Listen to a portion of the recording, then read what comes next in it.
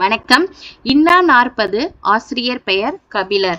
தன் கடவுள் வாழ்த்து பாடலில் சிவன், பலராமன், திருமால், முருகன் ஆகிய 4 தெய்வங்களையும் வணங்காமல் இருப்பதை மிகப்பெரிய துன்பம் என்று கூறுகிறார். அதாவது சிவன், பலராமன், திருமால், முருகன் இந்த 4 தெய்வங்களையும் வணங்காமல் இருப்பதுதான் வந்துட்டு மிகப்பெரிய துன்பம் அப்படின்னு சொல்லிட்டு தன் கடவுள் வாழ்த்துல சொல்லியிருக்கிறாங்க. அதே மாதிரி 5 வெவ்வேறு கபிலர்கள் இருந்ததாக இலக்கியங்களில் சொல்லப்படுறது. ஸோ யார் அப்படின்னு பார்க்கலாம்.